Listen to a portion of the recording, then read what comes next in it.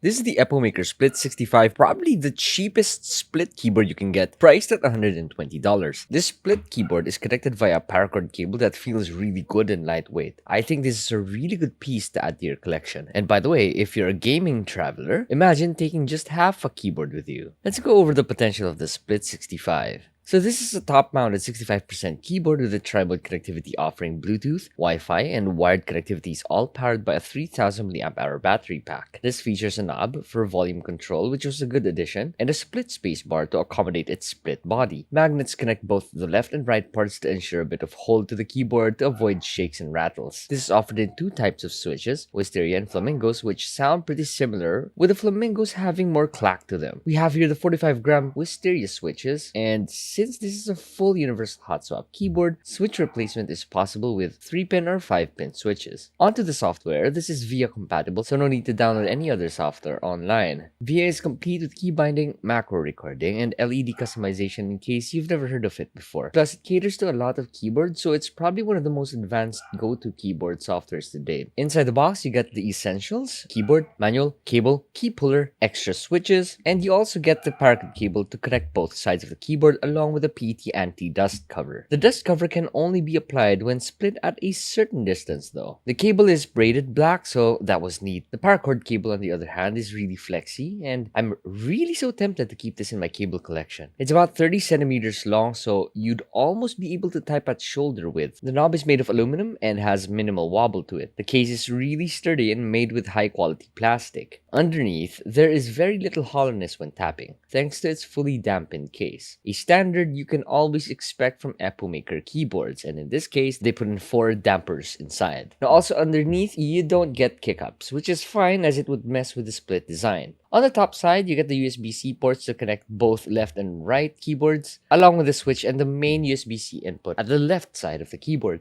Keycaps here were made with dye-sub PBT plastic with a cherry profile. This should suit most consumer preferences. The keycaps feature a gradient light gray to black, and this is the only option available as of now. Moving on, stabilizers are pre-lubricated and feels really tight on the plate, so good job here, Epomaker. I don't think this needs relubing, but that's your choice. Onto the Wisterias, these feel really smooth. In fact, they feel lighter than its advertised spring weight at 45 grams thanks to the lube. I wonder when Epomaker will make a new Wisteria version with LED diffusers, as that's the only thing I would add to this switch. Anyways, here's how they sound.